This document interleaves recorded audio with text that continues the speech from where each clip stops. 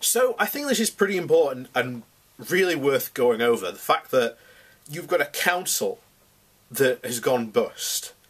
I don't know of any other time where this has actually happened. And I think it's pretty important to really talk about it. Why this isn't main news constantly is quite a surprise to me. But anyway, here we go. So it's hardly a sign of honour for Middle England.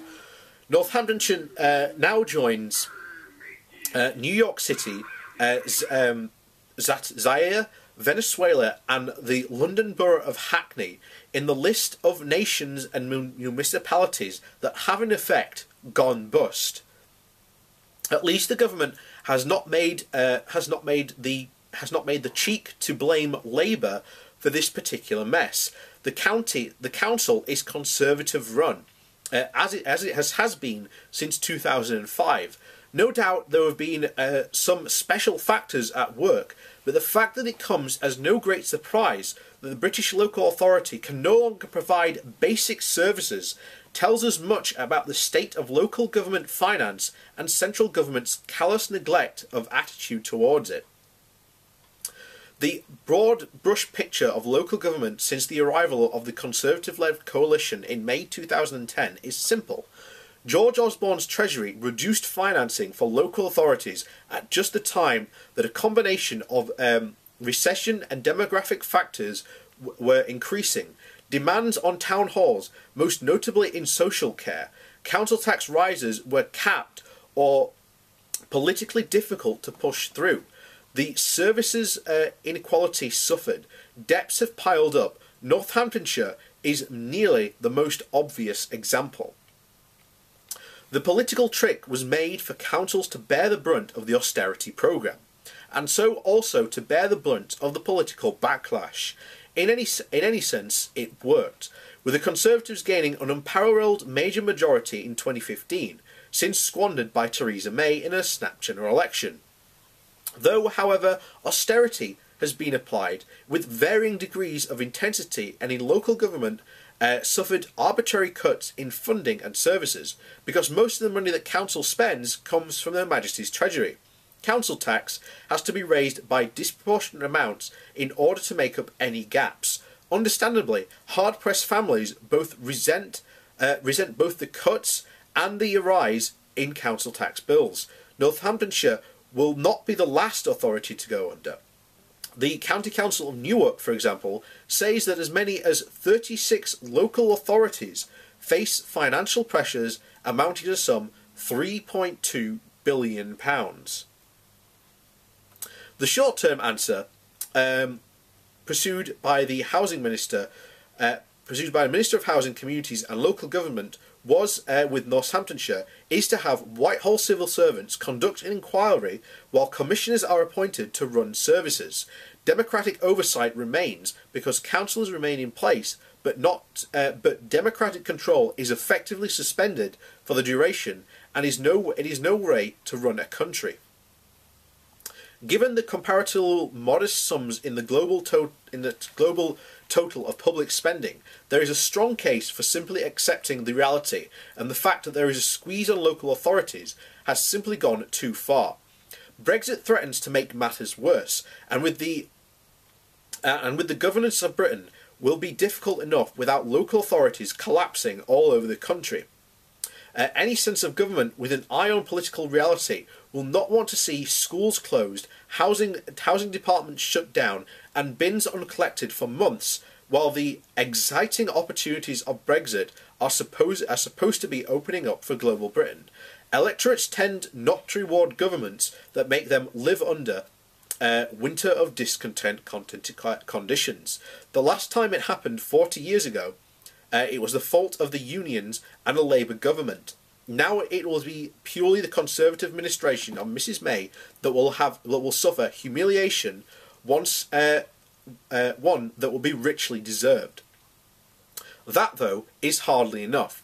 The truth about local government finance is that it has never worked particularly well. The old rates system was archaic and almost random in the taxation it levied on properties. The short-lived community charter, better remembered as the poll tax, replaced it in 1988. And with even more vicious anomalies and rampant unfairness, after riots and the loss of a Prime Minister, Margaret Thatcher, the Conservatives botched together the council tax, the compromise of compromises that has been with us since Northern Lemon was Chancellor of the Exchequer. Given the haphazardous history, no minister has since dared touch it. David Miliband was the last one to discuss the possibility of re-rating homes, openly declaring that it was political suicide to go near it, and so left it alone. The consequence is that a patchwork of areas are favourably or disfavourably by this old system of local taxation, often represented even though the council tax only funds a minority of local activities, the rest being supplied by a complex system of Treasury block grants. These particular features mean that the constant financial pressure and insufficient local accountability, the people of Northamptonshire are merely the latest losers in the game of chance. There will be more. With Brexit looming, no wonder councils are making contingency plans for civil disturbances. And that's the system where we have now. And I agree that one of the big things that needs changing is a look at the council tax system. Something does need to be done, but I have no idea what needs to be done. I am not a politician. I am not an expert in this area. I don't know generally what needs to be done. But as you can see, the council tax system that we have doesn't work. Is the compromise of compromises, as has been said. And you have now a system where the Treasury is blocking and has cut so much available funding to so much public services, and you have council tax, which, as said there, only covers a small minority of services the council actually provides. There is an enormous gap. And where does this money come from? Most of the time, the councils could go to the European Development Fund and get some extra funding for projects. That way they could move some of that money around into help to fill in that gap. But they can't anymore, especially after Brexit. And this is only going to be the first. Like I say, we did a story last year about there were 10 councils that were on the brink of going bankrupt. And that they were basically saying, look, Brexit's not going to help us because we no longer have access to the European Development Fund that would allow us to move some of this money around and help us cover these gaps. And is right. A lot of these councils are preparing for civil disobedience. So, we're at that stage yet again where Brexit is showing this country is not in a good state, and it has only been being a member of the European Union that has, in many cases, helped to stave off a lot of these disasters happening. But here we are.